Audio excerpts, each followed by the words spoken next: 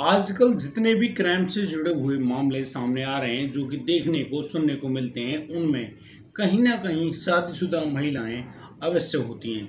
उनके साथ उनका प्रेमी भी होता है जो कि शादी किए हुए नहीं होता है। यानी कि आजकल जो शादीशुदा महिलाएं हैं वो कहीं ना कहीं अपनी हवस और वासना की आग को बुझाने के लिए उन लड़कियों का रुख कर लेती हैं जिनकी शादियां नहीं होती हैं।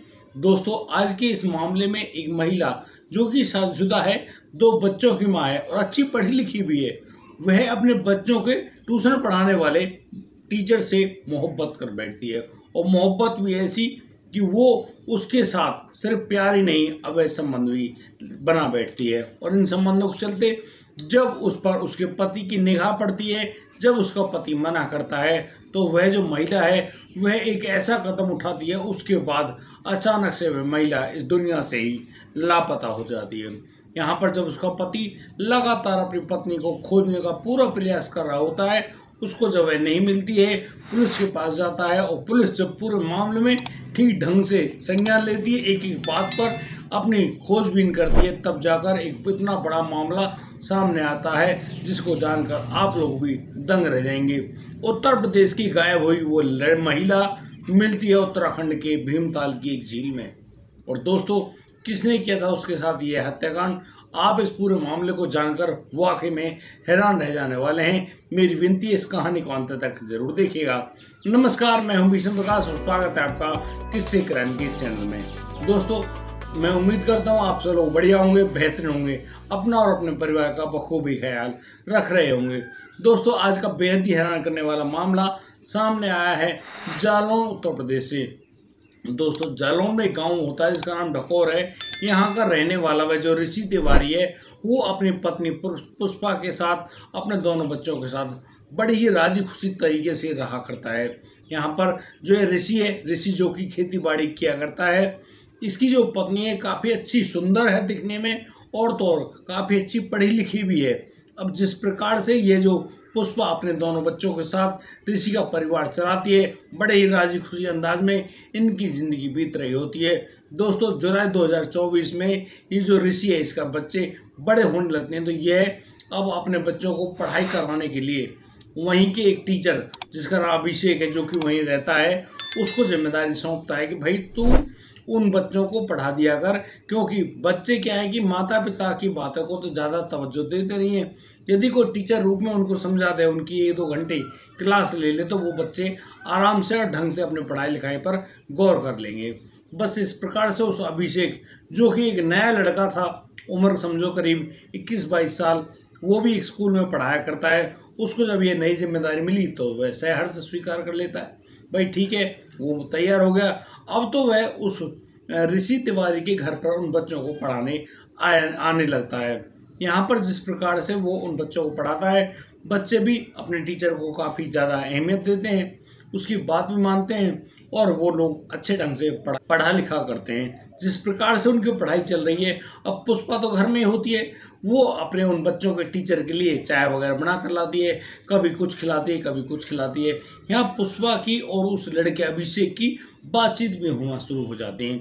और अभिषेक से जब वह पुष्पा बात कर रही है, यानी कि उन बातों में कहीं ना कहीं वो दोनों एक दूसरे के जीवन में झांकने की कोशिश करते हैं। यहाँ उस पुष्पा को मालूम चलता है कि अभिषेक, जिसकी ब्याह शादी कुछ हुई नहीं है, नई उम्र का लड़का है और बिहार का रहने वाला है, यहाँ का आसपास का तो है नहीं, तो ठीक है यार, ये अच्छा लड़का है, तरीके से बात करता है, तमीज़ देता है, बहुत इज्जत से उनका जो पढ़ाई लिखाई चल रही है होती है। यहाँ पर वो जो पुष्पा है वो भी अपनी बहुत सारी बातों को शेयर करती है। दरअसल वो बताती है कि वो पढ़ना लिखना चाहती थी, लेकिन उसकी शादी हो जाती है। अब शादी होने के बाद वह जब अपने मनसा अपने पति ऋषि तिवारी के सामने पेश करती है, तो उसको बताती है कि वो पढ़ना चाहती है। अब ऋषि तिवारी उसकी बात के लिए राजी, कहता है ठीक है, तुम पढ़ना चाहती हो, खूब ढंग से पढ़ो, उसे क्या दिक्कत है।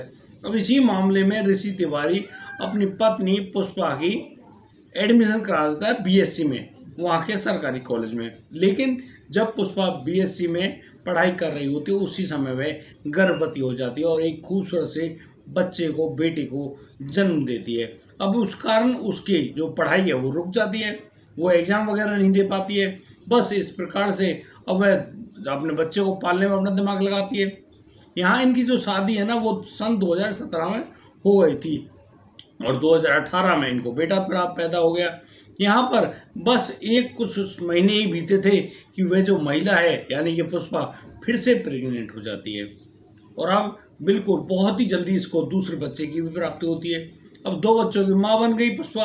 पुष्पा उनको पालने पोसने में बड़े तसल्ली से रहा करती है। उधर ऋषि भी अब ज़्यादा तवज्जो नहीं दिया करता उस महिला को। पुष्पा भाई वो अपने काम में बिजी है, खेती बाड़ी क्या करता है। उधर जो पुष्पा है वो पुष्पा बड़ी ही बेचैन दुखी सी रहती है, लेकिन अपने बच्चों के ठीक ढंग से खाना बनाना, स्कूल भेजना, जो भी घरेलू कार्य होते हैं उनको किया करती है। इन सारी बातों को वो शेयर करती है उस अभिषेक से। अब अभिषेक से ये सारी बातें हो गई। अभिषेक को पुष्पा के बारे में मालूम चल गया और पुष्पा को अभिषेक के बारे में मालूम चल गया। लेकिन जब वो दोनों एक दूसरे को अच्छे ढंग से जान लेते हैं, एक दूसरे के अच्छे दोस्त बन जाते हैं, फिर तो ये दोनों मतलब बहुत अच्छे ढंग से मिलना भी शुरू कर देते हैं। मिलना ऐसा, बच्चे दूसरे कमरे में पढ़ रहे हैं और ये जो महिला है उस लड़के को, अभिषेक को दूसरे कमरे में बुला लिया करते और वहाँ उससे प्यार किया करती है। और इसी प्यार के चलते वो लोग एक दूसरे के साथ अवैध संबंध भी बना बैठते हैं, जो कि उनको बिल्कुल भी नहीं करना चाहिए था। बातचीत तक तो सब सीमित होता है, लेकिन उसके बाद ये सब काम करना बेहद गलत होता है। लेकिन यहाँ पर इन दोनों ने इस गलती को कर दिया था। दोनों एक दूसरे से प्यार करते हैं, इश्क लड़ाते हैं, लेकिन एक दिन इनकी जो इसकी जो खबर है वो ऋषि तिवारी को मालूम चल जाती है।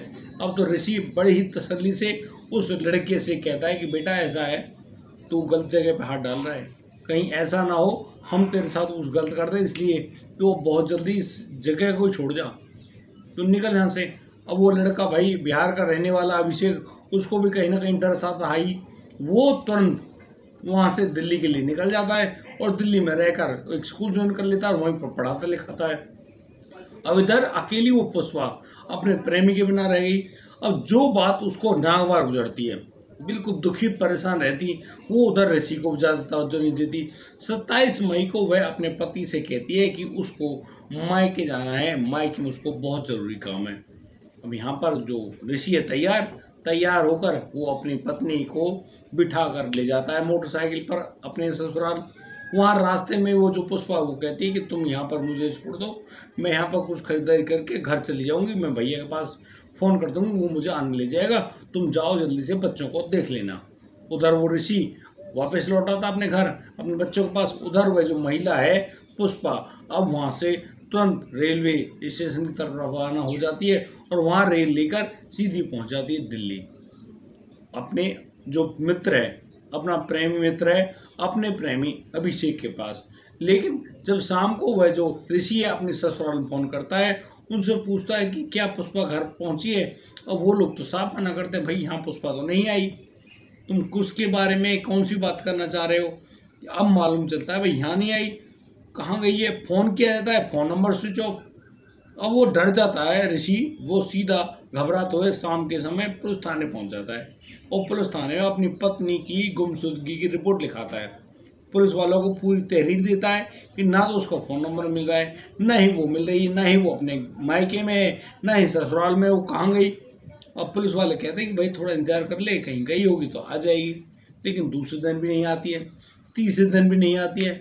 उधर वो जो पुष्पा गई अपने प्रेमी के पास, वहाँ पर तो भैया उनके रंग लिया, वहाँ खाते हैं, शराब भी पीने लगती है उसके साथ, और भाई वही संबंध ताबड़तोड़ काम चल रहा है भाई। अब ये जो महिला है पुष्पा उस लड़के अभिषेक से कहने लगती है कि वो तुम्हारे बगैर नहीं जी सकती, एक काम करो तुम उससे शादी कर लो। अब जैसे शादी की बात वो अभिषेक सुनता है, वो उससे मना करता है, कहता है कि मैडम ठीक है, प्यार मोहब्बत अपनी जगह है, उसको वो तुमसे प्यार किया करता है, बहुत सारी मोहब्बत करता है, टाइम पास भी किया उसने अच्छा, लेकिन वो तुमसे शादी नहीं कर सकता। अब इस बात को जैसे ही पुष्पा सुनती है, पुष्पा बड़ी परेशान होती है और कहती है कि तुम ये बात जो बोल रहे हो ना, सोच समझ के बोल रहे हो ना। और वो लड़का कहता है बिल्कुल पूरे होश आवास में सारी बातें कर रहा है, उसको तो शादी थोड़ी करनी तुमसे, तो भाई तुम्हारा भी अच्छा टाइम बीतता है, मेरा भी टाइम अच्छा बीतता है, तो क्या दिक्कत है, हम तो एक दूसरे के साथ समय बिता रहे हैं, लेकिन तुम ये शादी वाली बातें क्यों कर रही हो। और फिर रही बात शादी की, तो तुम भी हो, तुम्हारे 2 बच्चे भी हैं, वो पूरे परिवार को कैसे पालेगा। अभी तो उसके खुद ही खाने के लाले पड़े हुए हैं भाई, वो तो नौकरी करता छोटी मोटी, बच्चों को पढ़ा रहा है अपना और अपने परिवार का पेट पाल रहा है भाई, वो ऐसा कुछ नहीं कर पाएगा। उधर वो जो पुष्पा है वो जब इन बातों को सुनती है बड़ी हैरान होती है। अब तो यहाँ पर ब्लैकमेलिंग स्टार्ट हो जाती है। पुष्पा उससे कहती है कि देख ऐसा है, तूने उसके साथ सारे काम किए हैं, संबंध बनाए, सब कुछ किया है, यदि तू उससे शादी नहीं करेगा ना तो वो तुझको पुलिस में मतलब कि फंसा देगी, कह देगी भाई रेप किया है। महिलाओं के पास तो भैया यही एक बड़ा तोप होती है। और वो जो लड़का है और उस महिला की यानी कि पुष्पा की बातों से बड़ा दुखी और हैरान होता है, लेकिन उसको लगता है यार ये बार बार कह रहा है, नहीं मान रही है, तो इसका कुछ करना पड़ेगा। इसी मामले में वो दिल्ली से उस जगह को छोड़ देता है, क्योंकि उसको मालूम था भाई जिस लड़की की ये पत्नी है ऋषि की, वो उसको ढूंढते हुए वहाँ पहुँच जाएगा, अगर वो मिल गई तो बस उसकी तो सीताराम होनी। इसलिए वो लोग उत्तराखंड भाग जाते हैं, भीमताल उत्तराखंड जाते हैं, किराए पर कमरा लेते हैं। भैया उनके तो वही शौक मौज, शराब पीना, संबंध बनाना, सब कुछ। यहाँ पर वो उस महिला को लेकर तो गया, उसको कहता है ठीक है थोड़ा समय दो, वो परिवार में बात कर ले, मिल ले, सबसे बात कह दे तो बस अच्छी बात हो जाएगी। लेकिन कहीं ना कहीं वो जो अभिषेक है उस महिला यानी कि पुष्पा से पीछा छुड़ाना चाहता है, और बस इसी मामले में एक दिन वो उस महिला को काफ़ी शराब पिलाता है, उसको लेकर जाता है घुमाने के लिए कि चल पहाड़ों में घूमने चलते हैं। और वो लोग वहाँ पर थे। अब भैया उनकी कहानी तो ये हुई कि उस लड़के ने उस महिला को झील में धक्का दे दिया। अब वो ऊपर से नीचे गिरी, वो महिला कई पत्थरों से टकराई, सीताराम मार दी, झील में उसका शव बरामद हुआ।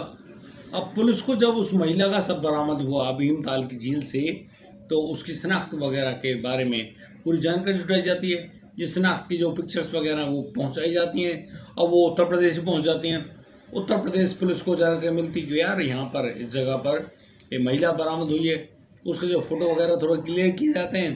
तब जाकर वो जो ऋषि है वो कहता है कि बिल्कुल उसकी पत्नी पुष्पा है, लेकिन ये भीमताल में क्या कर रही है, उत्तराखंड में तो इसका कोई नहीं लॉजिक नहीं बैठता। अब यहाँ पर जो तार हैं वो जुड़ते हैं, उस ऋषि को याद आता है कि ये जो अभिषेक है उसके साथ कहीं कुछ मैटर तो नहीं।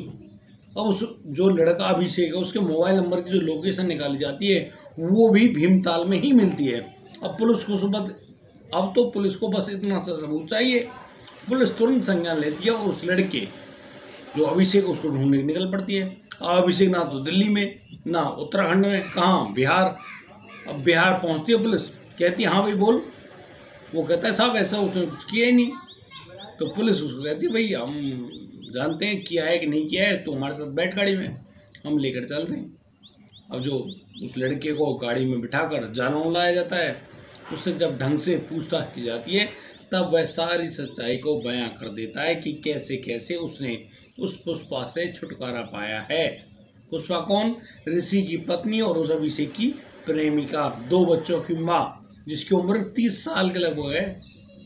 लेकिन महिला गजब की, बड़े बेटी की उम्र 9 साल है। उसके बाद भी इन महिलाओं के शरीर में कुछ ऐसा हो रहा है कि इनको कुछ चाहिए। क्या चाहिए ये तो भैया यही जाने। दोस्तों अभी जो पुलिस ने उस लड़के को गिरफ्तार किया है वो है 9 तारीख होती है, 9 जुलाई को। 9 जुलाई को पुलिस ने इस पुष्पा के मर्डर की पूरी कहानी उजागर करी और अभिषेक को उसमें पूर्ण रूपेण जिम्मेदार पाया गया, आरोपी पाया गया। उसको अभी जज साहब के सामने पेश करने के बाद 4 दिन के रिमांड पर उसको लिया गया है और आज 13 जुलाई को उसको जेल के अंदर भेज भी दिया जाएगा। और उसको बहुत सारी सज़ा जो मुकर्रर की गई हैं उनके बारे में हम अगली वीडियो में ज़रूर बताएंगे।